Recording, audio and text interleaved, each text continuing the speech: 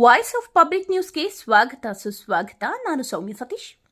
ಬೆಂಗಳೂರು ಕೃಷಿ ವಿಶ್ವವಿದ್ಯಾನಿಲಯದಿಂದ ಅಖಿಲ ಭಾರತ ಸುಸಂಘಟಿತ ಸಂಶೋಧನಾ ಯೋಜನೆ ಕೃಷಿ ನಿರತ ಮಹಿಳೆಯರಿಗೆ ತರಬೇತಿ ಮತ್ತು ಪ್ರಾತ್ಯಕ್ಷಿಕೆ ಹಾಗೂ ಮಹಿಳಾ ಸ್ನೇಹಿ ಕೃಷಿ ಉಪಕರಣಗಳ ವಿತರಣಾ ಕಾರ್ಯಕ್ರಮವನ್ನು ಶ್ರೀನಿವಾಸಪುರ ತಾಲೂಕು ಮಾಸ್ತೇನಹಳ್ಳಿ ಗ್ರಾಮದಲ್ಲಿ ಹಮ್ಮಿಕೊಳ್ಳಲಾಗಿತ್ತು.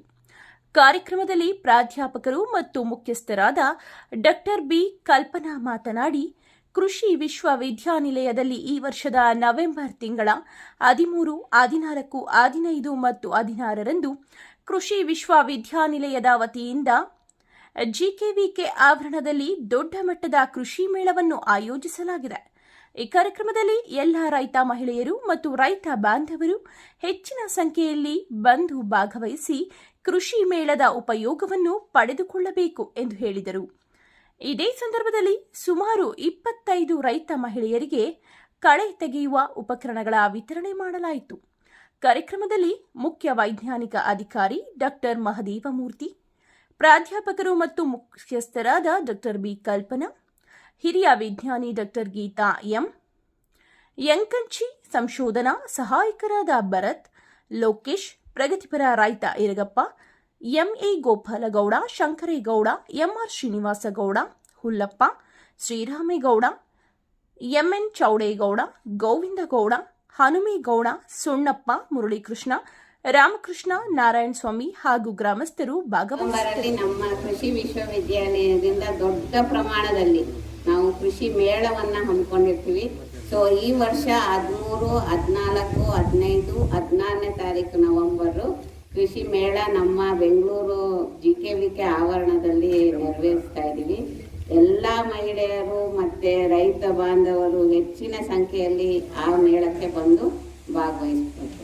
ಯಾಕಂದರೆ ಈ ಇವಾಗ ನಿಮಗೆ ಒಂದೇ ಕಡೆ ಎಲ್ಲ ಥರದ ಮಾಹಿತಿ ನಿಮಗೆ ಈ ಕೃಷಿ ಮೇಳದಲ್ಲಿ ಸಿಗುತ್ತೆ. ಸೊ ನಿಮಗೆ ಬಳೆ ಪ್ರಾತ್ಯಕ್ಷಿಕೆಯಿಂದ ಹಿಡಿದು 600-700 ಮಳಿಗೆಗಳಿರುತ್ತೆ. ಮತ್ತು ನಮ್ಮ ಕೃಷಿ ವಿಶ್ವವಿದ್ಯಾಲಯದಲ್ಲಿ ನಾವು ಏನೇನು ಸಂಶೋಧನೆ ಮಾಡಿದ್ವಿ, ಏನೇನು ಹೊಸ ತಂತ್ರಜ್ಞಾನಗಳನ್ನ ನಾವು ಹೊರತಂದಿದ್ದೀವಿ, ಅದರೆಲ್ಲದ್ರೂ ಪ್ರಾತ್ಯಕ್ಷಿಕೆಗಳನ್ನ ನೀವು ಕಣ್ಣಾರೆ ನೋಡ್ಬೋದು.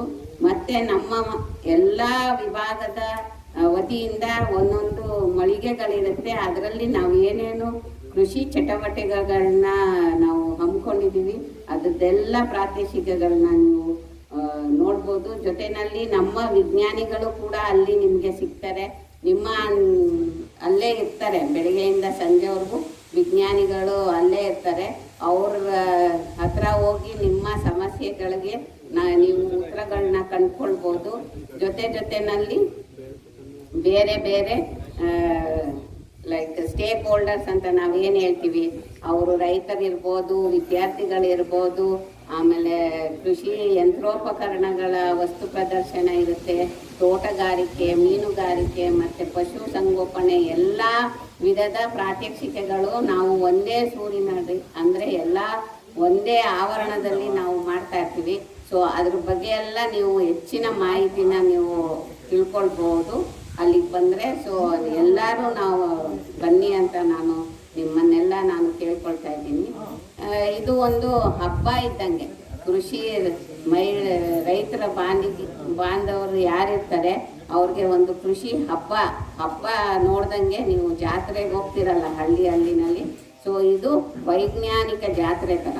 ಸೊ ವೈಜ್ಞಾನಿಕ ಜಾತ್ರೆ ಥರ ಇರುತ್ತೆ ಈ ಕೃಷಿ ಮೇಳ. ಸೊ ನಿಮಗೆಲ್ಲ ಥರದ ಮಾಹಿತಿ ಜೊತೆನಲ್ಲಿ ಬೇರೆ ಬೇರೆ ಆದ ನೀವು ಬಿತ್ತನೆ ಬೀಜ ಕೊಂಡ್ಕೊಳ್ಳೋಕೆ ಅವಕಾಶ ಇರುತ್ತೆ.